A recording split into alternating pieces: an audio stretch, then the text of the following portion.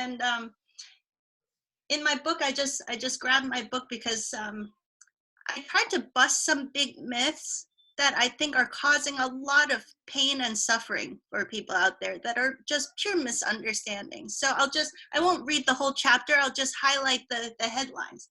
Myth number 1, whose job is it to take care of your health? Well, it's our doctor's job. Well, this whole pandemic situation is making us realize, actually, no, when it comes to our health, each of us is personally responsible for our health and well-being, and we have the power and we have the responsibility to be in the driver's seat of our own health. I think everybody probably resonates with that on this call. Myth number 2, your condition is incurable. There's nothing you can do about it. It's in your genes. There's nothing you can do about it. There's so much there's nothing you can do about it floating around out there. And it's just not true. There are so many alternative options that are outside of conventional medicine's toolkits. Conventional medicine is expert at drugs and surgery. And I often like to remind my patients about that.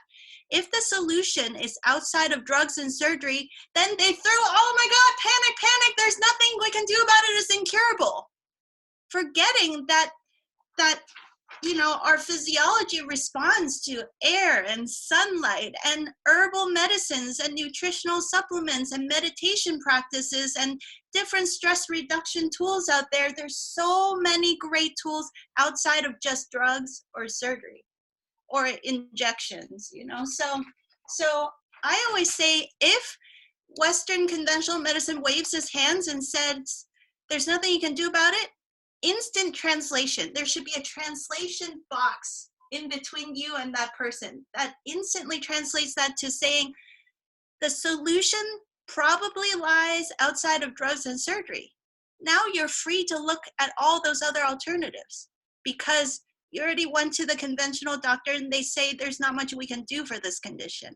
We need to ignore that sentence that says there's nothing you can do about it. In fact, there is probably a lot that you can do about it, but a lot that doesn't benefit the bottom line of the pharmaceutical industry.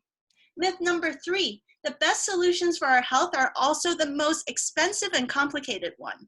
We are learning that quickly right now, that fresh air, sunshine, meditation, self-care, connection, slowing down to chill out and rest and sleep properly, those are totally free and may be what keeps us the most healthy. Myth number 4, the body, mind, emotions, and spirit are all separate, and some conditions are just in your head and some conditions are just in your body. I think we've totally busted that myth in this conversation. Myth number 5 is related to what Dr. Lando was just talking about. Getting sick or injured is always a bad thing. I don't ever want to get sick or get injured. But the truth is that we've talked about this at length, that sometimes the shit has to hit the fan for us to wake up and realign our lives in a different way. And with an athlete, as in my own personal experience, when I've ever gotten injured, I've reworked my technique. I've tweaked my equipment, I changed my training regimen, and I experienced a level of performance that would not have been possible if it weren't for that injury teaching me something about my training or my physiology. So there's a simple example that shows us that sometimes getting sick or injured is what we need in order to learn the most important lessons. And then finally, I want to close with this, since I do have to get going and go back to work, is that as a society, we don't even know what health is. There are these fundamental problems where we don't even know what are we going for here.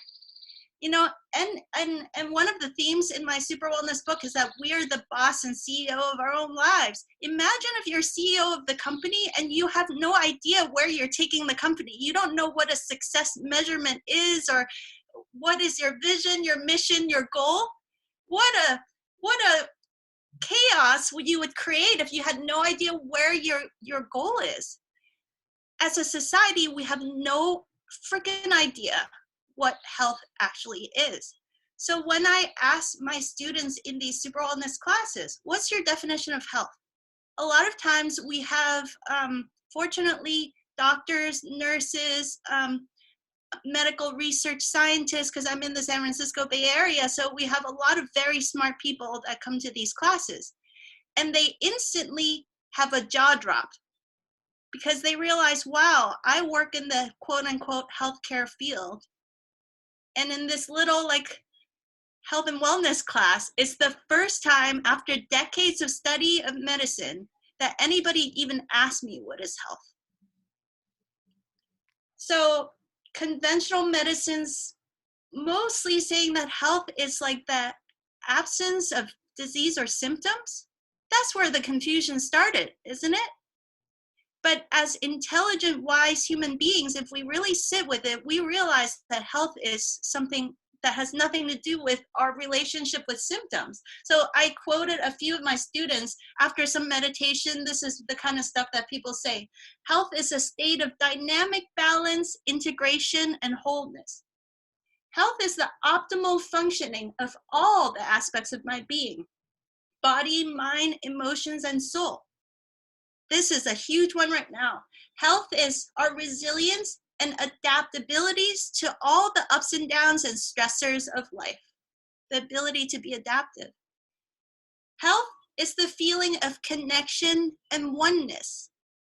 What a beautiful opportunity we have right now to build that as a society and as a planet. Health is living a life of joy and fulfillment and having a sense of overall well-being. How many people have we met who had a quote-unquote diagnosis of a serious illness, but they live a life of joy and fulfillment and a sense of well-being? So where's the problem? Health is the ability to be fully present, to enjoy my life, and to live confidently without being constantly distracted by limitations or fear of future illness or injury. And health is the freedom to live my life to the fullest.